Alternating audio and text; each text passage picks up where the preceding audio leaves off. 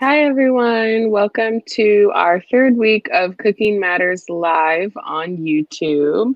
My name is Abby, and I'm here with my coworker, Austin. We are both program coordinators for 18 Reasons, which is a community cooking school in San Francisco. We are a nonprofit. And we seek to inspire our community with the confidence and creativity to buy, cook, and eat good food every day. And so we are here for an hour on lunch to show you a couple of fast and healthy recipes. This week's theme is breakfast and whole grains. So Austin will be showing us how to make a oatmeal and banana pancake and a stovetop granola using whole grains for a hearty breakfast. If you're joining us today, I encourage you to introduce yourself in the chat box. Go ahead and post your name and where you're tuning in from. You can use this chat box throughout the hour to post any questions you have, any comments. Please also let us know if you're following along and cooking with us. That would be great as well. And the recipe packet is in the link or in the description of the YouTube video as well. If you want to see that, we post a new one every week. And I think that's all I have. Austin, are we ready? Yep. Okay, let's take it away. There we go. So today, as Abby said, we're talking about breakfast and whole grains. And another aspect of breakfast that I want to talk about is just making it quick and some things that you can do ahead so that I know we're not really running anywhere in the morning these days, or most people aren't. But if you were, you could do some of this ahead of time. And then when it's time to eat breakfast in the morning, you just throw it together and you're good to go. So you can sleep in a little later maybe. So we're making a banana pancake, which has bananas mashed into it and some oats and some whole grains and some other good stuff. And we're also making a stovetop granola that we're going to do some dried fruits and some nuts. It's really choose your own adventure kind of thing. If you don't like nuts or you can't eat nuts or a certain kind of dried fruit, whatever, you can put whatever you want in there. So I think that'll be good too. And it makes your house smell really good. So I encourage you to make it just to experience that.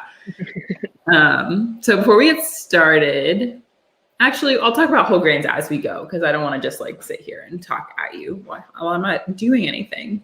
So I have my pancake ingredients here, but we're actually going to make the granola first because it needs some time to cool. So we'll make the granola and then we'll put it aside and then we'll come and do the pancakes. So I'll move you over here to my granola station set up previously. So yeah. So here I didn't even measure any of this stuff. That's how free form the granola is. If you decide that you want to be just a little bit of oats and a lot of fruit and nuts, or the other way around, or more sweet, less sweet, it's really up to you. So here I have probably about 2 cups of quick cook oats, the kind that you would microwave to make oatmeal. I have about half a cup of pecans that they came whole and I just broke them up with my hands. So now I have some, where are you? Here you go. Some bigger pieces and some smaller pieces. And these are my favorite nuts to put in anything. So that's why I chose them. Some sliced almonds, just for a little bit of a different textural experience. Cranberries, dried cranberries for some tang and some fruitiness. And then I've never done this before, but I think it's going to be good. I have some chopped dates. These are I think they're called Deglet Noir or something. Not the really squishy ones, but the slightly more firm dates that I chopped into kind of 1 centimeter-ish size pieces. So we're going to put that in there too. And I have some coconut oil to cook it in and some maple syrup for sweetness. Yum. Yeah. So like I said, you can really put whatever you want. You could put some chocolate chips. You could put M&Ms if you really wanted to make it more of a trail mix kind of thing. I would not condone that as Cooking Matters, but if you really wanted to, you could. Any kind of nut, any kind of dried fruit. You put shredded coconut a lot. I usually like to do that, but we don't have any today. So really anything you want. So I'm going to go ahead and get started by putting a tablespoon or so of is coconut oil, and I'm going to let it melt in the pan. And Austin, do you have to use coconut oil, or can you use any type of oil? I'd say probably any kind of. It doesn't even have to be a neutral oil. Like a neutral oil would be like a canola or a grapeseed one that doesn't have a flavor. But as long as you're okay with the flavor, like coconut, I'm definitely okay with that flavor in my granola. So I put that. I probably wouldn't put olive oil because I don't really want like olivey granola. But if that's all you have, it would work. And this is just going to help us toast up our oats and get everything kind of brown and sticky and nice. So it's not just like oats in a pan. Abby, what kind of stuff do you like to put in your granola when you make this? Or if you make I like a wild granola. Like I put a lot of random things. So like some oats, some almonds, pistachios. I love pistachios. They're my favorite nut. I like walnuts a lot too. Dried cranberries. I've never tried dates though. That's interesting. I should try that next time. But I love dates and I feel like it would work. So it definitely works. How it goes. Another important thing that I forgot is the ground cinnamon. So I'm going to put a sprinkle in of that too. All right. So now my coconut oil is melted. If you were using an oil that you didn't have to melt first, like, canola oil, you just heat it up. You can skip the melting step, obviously. And then I'm going to add my oats and my nuts and probably should use a bigger pan for this, but it'll be fine. A sprinkle of cinnamon, like about a teaspoon probably. And I should probably measure this to make sure I don't put too much. As you can tell, I like to just, but not always the best idea. So then I'm going to put like 2 tablespoons of maple syrup. And this is to sweeten it and to kind of make it a little sticky so that you get those like nice clumps of granola pieces, make it a little more crunchy. I'm also going to put just a little sprinkle of salt because, as I always say, anywhere that you have sweet things, you should have a little bit of salt just to balance it out.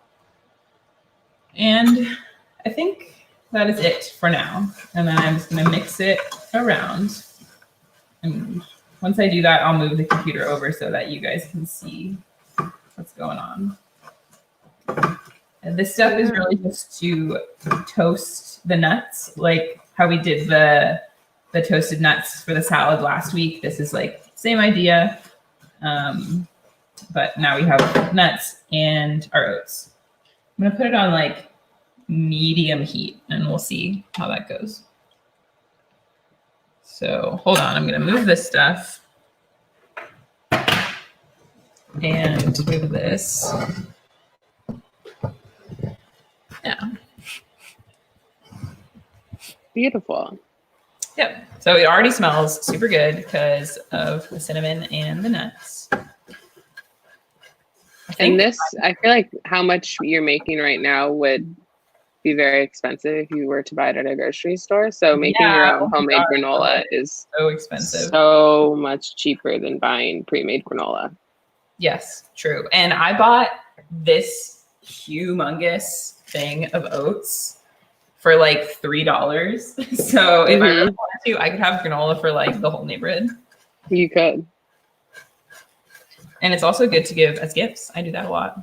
Mm-hmm. I think I'm going to add a little bit of powdered ginger. Yum. Cinnamon and ginger. I might even put a little nutmeg or my favorite combos. I like anything like spiced, like Christmas timey flavors. Mm-hmm. I think that's what I'm going for this. So I added like probably half a teaspoon of ginger, and I only have this like little tiny nut. So I'm gonna try to grate it and not like grate my fingers off. I like to, whenever I can, use spices that are like whole spices. So like a whole cinnamon stick or a whole nutmeg or fresh ginger. The flavor is more potent, I guess. Yeah. But the dried, I mean, obviously it's cheaper, it's easier to store, so don't feel like you must do that or your food won't be good or anything. So give it another mix. This is not probably the most exciting process because we just have to wait for it to toast. I probably should have used a pan like this one that I have here for the pancakes that with a larger surface area because it'll cook quicker. But I'm already using that pan for the pancakes, so what you gonna do? And how long does it take to toast usually for you? I'd say probably like 5 to 10 minutes. Yeah. Yeah. A lot of it's going to depend on the size and shape of your pan. And I'm going to keep it moving just because, especially since I have kind of a deep layer of granola here so that the stuff on the top gets a chance to make it down onto the pan so that it'll actually toast. But I can already tell that the granola is a little more brown in color and it's getting more fragrant. So it's going to let it hang out. One time in a Cooking Matters class, we were doing granola making in a rotation. So we made like 3 different batches. And maybe the first batch, we were a little like conservative with our toasting. So it was like a little more on the blonde side. And then the next 2 batches, we like took it pretty far and it was really toasty. And like everybody wanted to eat those second 2 batches because they were like more brown and crunchy. And the first one was kind of like, eh. Yeah. So don't be afraid. I can tell here that some of the little tiny crumbs are getting pretty brown. But that's just flavor. So not anywhere near done yet. You want your granola to have a good crunch, not a soft bite. Yeah. I'm wondering, like, because a lot of the granolas that you buy at the store, they have those really big chunks that are like, you know, like a cookie, like a granola cookie inside your granola. And this one doesn't usually come out that way because there's not any like binding agents except for the maple syrup. So I wonder if you really were committed to having that big crunchy granola, what you could do. Yeah, I'm not sure. I mean, I'm sure they have a lot of other random ingredients in it that somehow makes it stick together. Maybe I'll add a little more maple syrup because definitely as it dries too, that will help it stick together. So now I'm at like 2.5 tablespoons of maple syrup, which I think will be good. I haven't really tasted it yet because I don't want to eat like raw oats, but I wish I could taste it and make sure that I have the seasoning right. But I could always add more later because you notice we didn't add the dried fruit because I don't think that like cooked dried fruit is probably the best. So you can see like over, I don't know if you can really tell, but we're getting definitely some more toasty bits. Yeah, it's definitely looking darker. Cool, good. The nuts, some of the like almonds especially are getting toasty. And I said this last week, but you want to be careful not to burn your nuts because they get really bitter and like not that good tasting. So don't do that. I've done it before many times. But I think we'll avoid that by just keeping it moving and knowing when it's time to turn it off. So I'm still in a pretty high heat. I'm on like medium, but I think it's going well so far. Looks great. What do you like to eat your granola with? Well, I will talk about that at the end, but I'll give you a sneak peek. So I keep it in a jar, usually when it's all cooled off, and I stick it in a big jar. Honestly, a lot of it probably just gets eaten like by the spoonful and straight into my mouth. But I like to put it on yogurt. I like to put it on fruit. Yeah, that's the main thing is yogurt. I feel like just plain yogurt is kind of like, eh. So the crunch and the sweetness and all the nuts and stuff really amps it up. Yeah. Okay. I can tell that some of the nuts, like this one, is very brown. Oh yeah, wow. So we're getting pretty close to being done. I don't know how that one got stuck somewhere. It ended up getting so brown. But so I'm gonna leave this for a sec and get a cookie sheet ready to dry out my granola on.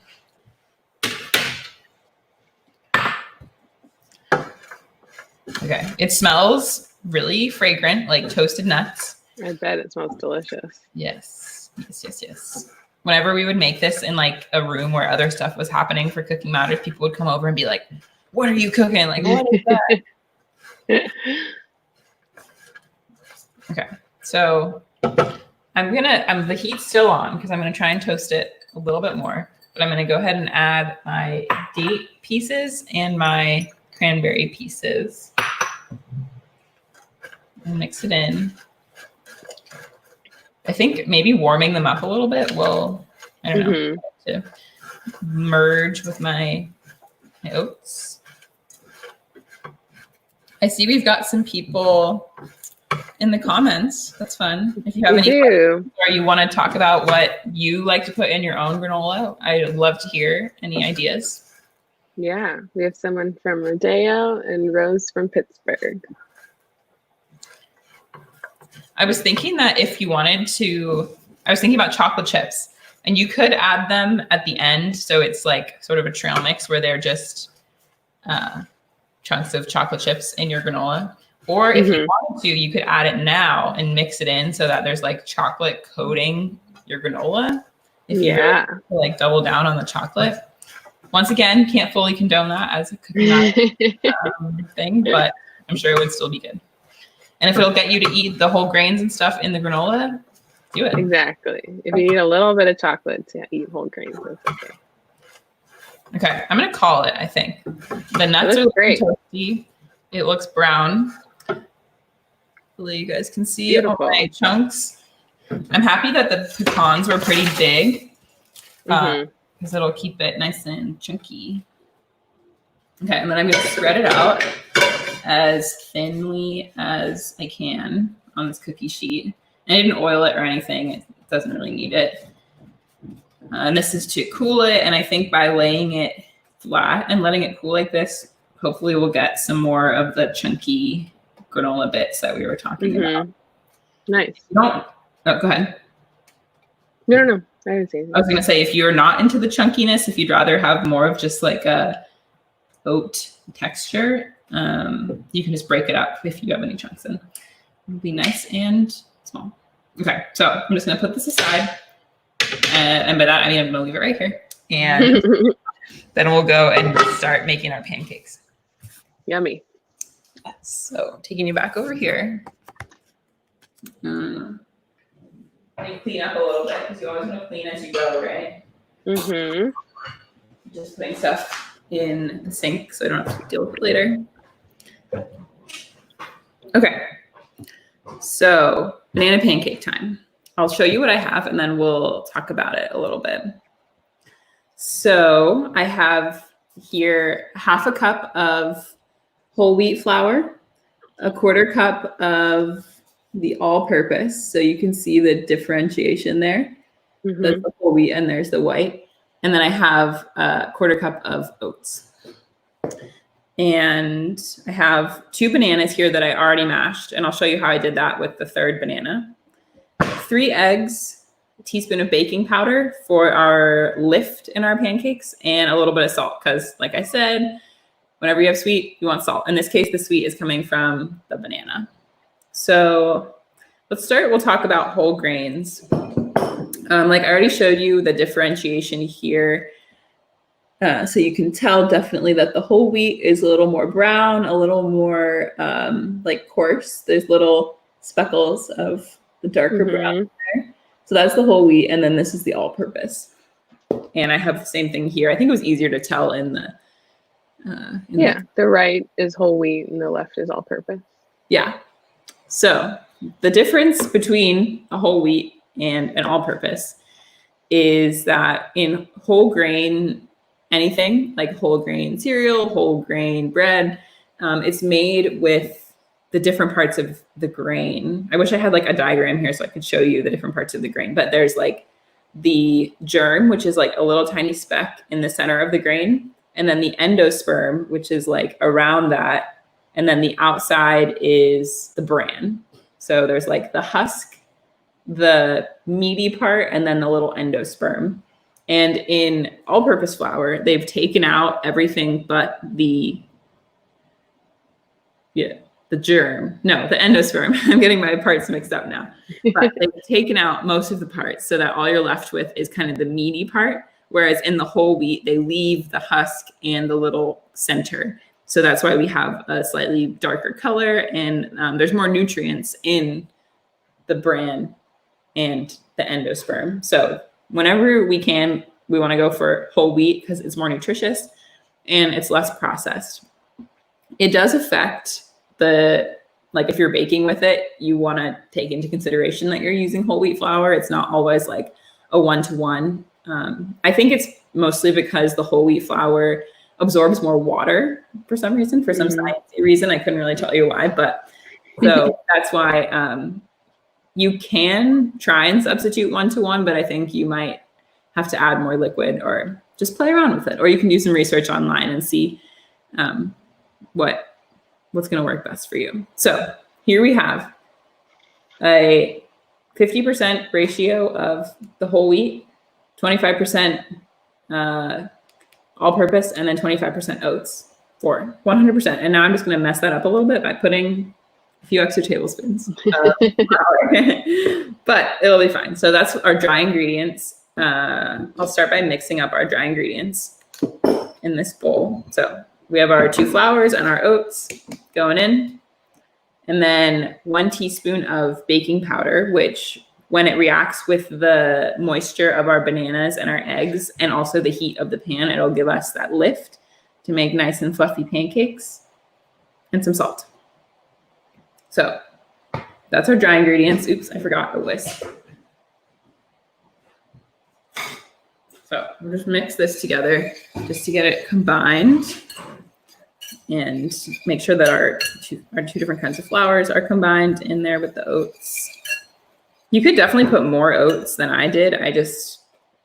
Sometimes I'm not feeling the texture of oats in my pancakes, but it'll still taste good regardless. Okay, so those are our dry ingredients. And if you wanted to make this as like a meal prep, make ahead thing, you could mix up your dry ingredients like this and just put it in a jar in your cupboard, and it'll stay like this for probably like indefinitely. Yeah. And that's basically what you're buying when you're buying pancake mix. Not maybe the just add water kind, but the kind that you just add like an egg and some oil to or something. So you can make your own pancake mix. And then in the morning when you're getting ready to go to school or work or whatever, you add some wet ingredients and then you're ready to go. So would recommend doing that. So here, like I said, we have 2 bananas that I already mashed. And these were pretty brown bananas. They looked like this before I mashed them. And that's going to give us, the brown bananas are sweeter, I think, than the less ripe bananas. So you want to go for the brownest, bruisest bananas that you have. Ooh, and then I'm going to use a fork to mash them up. And I guess you could kind of decide how big of banana chunks you want. Yeah. If you don't really want to like have the texture of bananas in it, just don't mash. You can mash it a lot, or you can leave it a little chunky. Yeah. This is a good recipe too to make like with your family, especially in the morning for breakfast. Like kids can do the mashing of bananas really easily, or even just like the mixing and measuring of dry ingredients. There's not a lot of mess that comes with it. I'm being all like dainty now with the fork. But if I was making like banana bread by myself, I would probably just like get my hands in there and mash it up by hand. Gives you a little better feel for how big your chunks are. Okay, so I think that's good. No huge chunks of banana, but it's definitely still in there. Okay. And then the other part of our wet ingredients is 3 eggs. So I'm going to crack the eggs directly into there. I've been working on my one-handed egg crack. How's it going? That was beautiful. Wow. Well, it's like, it looks good, but then I just basically just like smushed this with my hand. So I don't know. I don't think that's what's supposed to happen. But I guess if the egg successfully lands in the pan or in the pan, we're good. Amazing. Yeah. Oh, no, this one's not. I think you wrap it more than you probably would. Nice. But there, we did it. I only got like a lot of egg on my hands. So.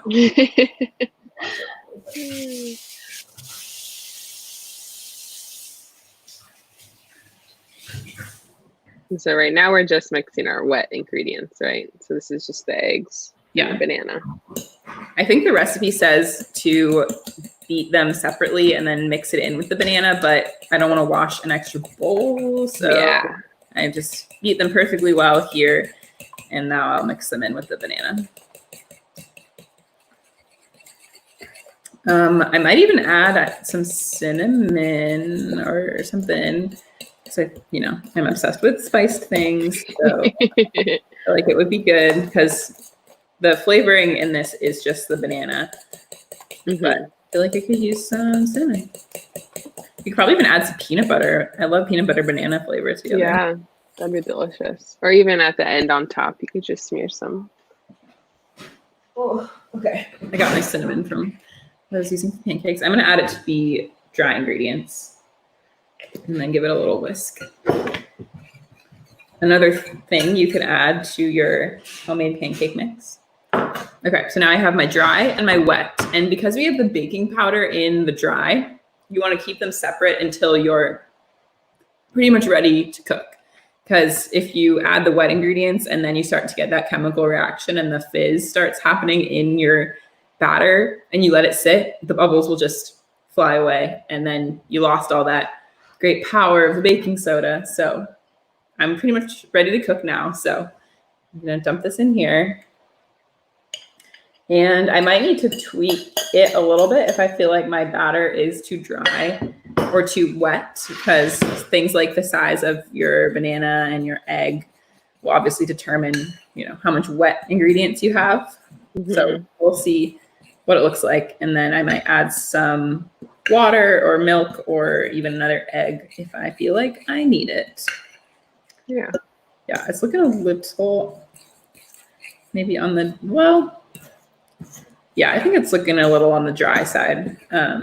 So I will add, what will I add? I feel like I'm going to add some milk. But you could totally add more bananas. You could add water if you didn't want more flavoring. Yeah. So I've got a little bit of oat milk. I just added like a tablespoon at a time until I feel like it's the right consistency. And I always make this mistake. Maybe I just did it again now, but the flour will absorb the liquid as it sits. And so even though you're like, oh my God, it's too dry, it'll like get more wet. So just have confidence. I think this looks good now because I can like kind of pour this and scoop it. Yeah, it looks great. All right, so you guys can see that. It's kind of, yeah, it's pretty chunky too. I think people sometimes are worried when their mix is like too chunky because store-bought pancake mix is always very runny, you know? Yeah. So I'm gonna move you back over here. Pan view. Yeah. And then I'm gonna start heating my pan because that's like one of the most important things for pancakes is you wanna have your pan hot when you put them in so that they start to cook and they don't just like absorb the oil and not to be cute. So I think I will use some canola oil because like I was talking about earlier, it's a neutral oil, so it's not gonna flavor our pancakes. And I have a lot of it, so oil. This is a nonstick pan, but I just still don't really have the confidence that they'll come up cleanly. All right, and I'll let this heat for a minute. What is your heat at? Like medium? Yeah, it's at medium. We'll see how it goes because I think I'll demonstrate this in a minute, I'm sure. but you want your pancake to brown on the outside, but still be cooked on the inside. So if your heat was too low, the pancake would cook before it browns. And if it's too high, the outside would get like burnt and the inside would still be raw. So I'm feeling like, you can use your hand like this to feel how hot your pan is. It's getting there, but I think it's not quite ready yet. But they always say that the first pancake is like the ugly one, right? So that'll so true. It's ready or not. And I'll see our granola is cooling off for sure. Nice. So it'll be ready. Is it clumping at all? Doesn't really look like it, but yeah, it looks good. So it'll be ready to use or put in a jar by the time we're done with this. So super quick. Perfect. Start to finish in like 10 minutes. And I think I see we have some new viewers too. So if anyone's just tuning in, go ahead and introduce yourself in the comments and use the comment sections too for any questions you have. I'm going to swap out this fork that I was using for a better pancake device. We'll use this guy. I have like a ladle here. Nice. And I'm going to start with, I'll make them like a little small. Oh no. Well, I'm getting a little bit of sizzling, but probably not as much as I would have wanted. So maybe my pan wasn't hot enough, but I'll spread it out a little so it's not too thick. And I think I can do 2 at a time. Maybe the next one will be a little smaller.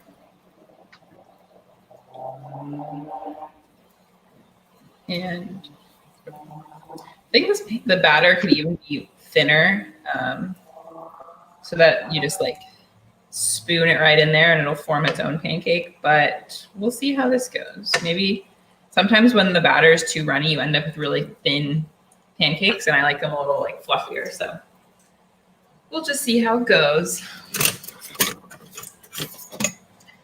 I know that when you're making like diner style, aka not banana pancakes, they tell you to not mix it. So your batter is like still lumpy and every instinct in your body is screaming out like, it's not mixed enough. But apparently that's how you get really fluffy pancakes.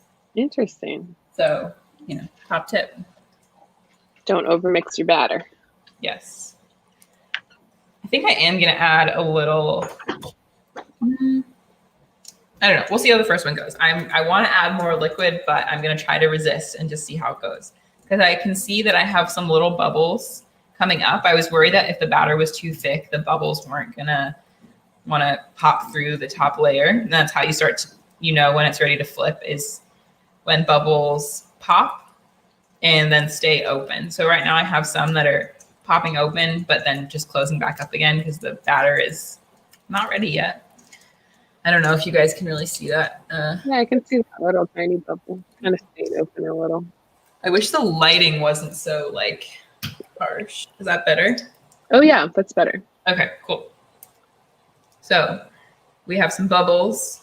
I think it's ready for a flip. Yeah. Ooh, there's so much oil. That's why the first one is like the ugly one, but it's the good one because it's basically like yeah. So I'm gonna push it down a little. That is beautiful. Yeah, it looks really good. I like to put oil in the pan like between every pancake just so that they keep like frying on the outside. No, yeah, I like mine crispy on the outside too. Maybe not the perfect pancake technique. Oh. But. All right, this one I'm a little annoyed because my pan, I think because it's a little too big for this burner. So this outside edge of my pan wasn't that hot. So you can see I have like a pale spot in my pancake. But we'll survive. It's fine. We'll survive.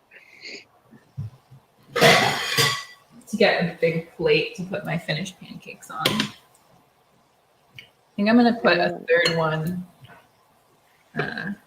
over in this side. Breakfast for lunch is the best. Breakfast for dinner too is the best. I didn't eat any breakfast in anticipation of this, so I am excited. And of course, you can put whatever you want on top of your pancakes. Just because they're banana, like on the inside, doesn't mean that you have to limit your outside toppings. You can put more bananas, different kinds of fruit, maple syrup, whatever you want.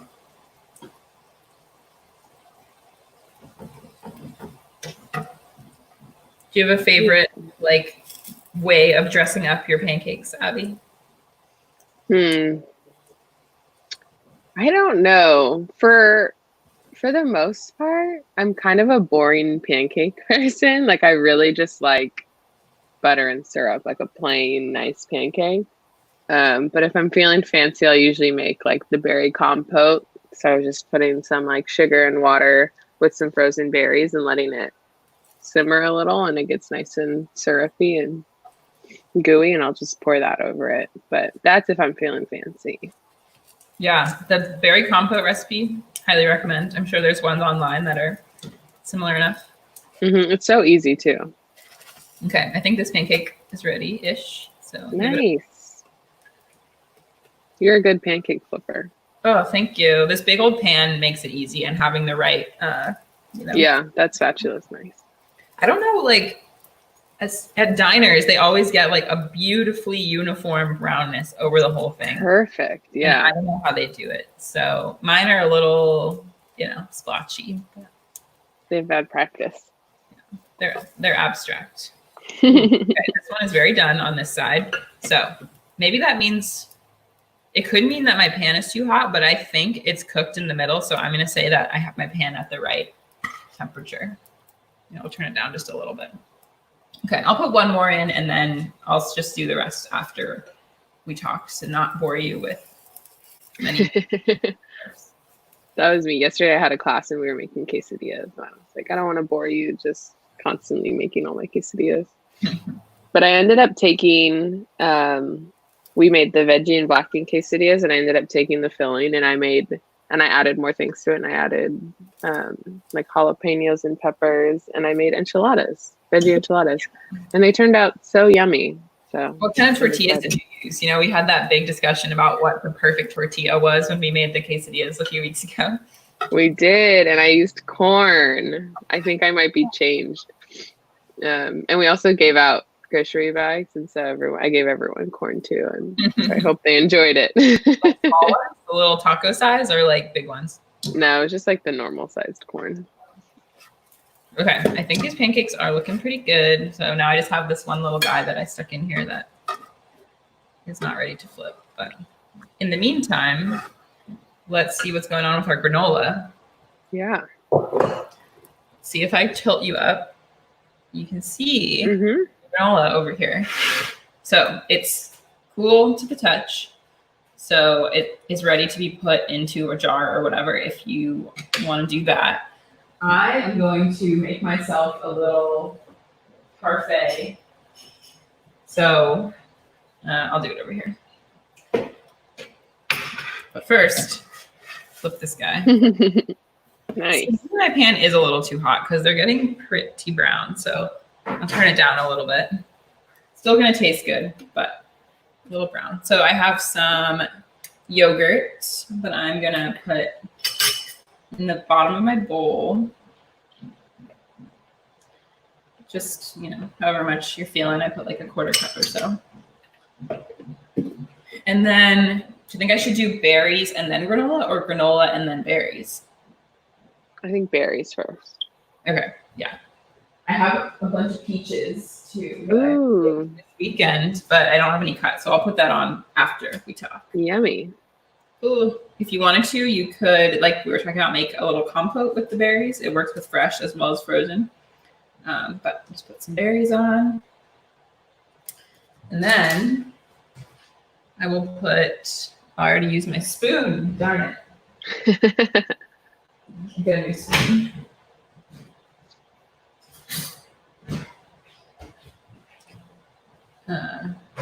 Check on this pancake. Trying to multitask here.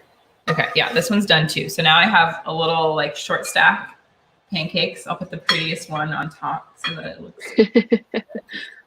Turn my pan off for now. And then I'm just gonna spoon some granola over top. Oh my gosh, I'm so excited. Yummy. Okay, so here we have. I'll put it over Beautiful. here. A little like debrief after And then I got my pancakes. And I'll move you all back over here. Okay. That is beautiful. Look at that. Yeah, that's basically it. And like I was saying, I took both of these recipes all the way through from start to finish. But if you wanted to do a meal prep sort of situation, you could just make the pancake batter or make the granola and put it aside for later, and then just finish it when you're ready to eat. But I don't know what else to say. It looks pretty good. So It looks amazing. Wish you could share it with me, Abby. I know. I wish I didn't eat breakfast either because I wanted to see you make it, but now I'm going to go have some leftover enchiladas that I made. Thank you for joining us, everyone. Thank you, Austin, for being our chef again. I went ahead and I posted a survey in the comment section. If any of you viewers could go ahead and just take a short survey just to let us know how we did. Your feedback is very welcomed and appreciated. And again, we will be doing this for 3 more weeks. So every week we post the recipe document in the comment section or in the description section of the YouTube video. And a lot of you also get sent this recipe packet by our site partners. So thank you again, everyone, for watching. I'm also putting in a food distribution note in the comments. You can text food or comida to 877-877 to find free food distribution near you, no matter where you are in the Bay. So go ahead and use that free tool as well. And then we will see you next week, Wednesday at noon, for our next Cooking Matters Live. Thanks, everyone. Thanks, Austin.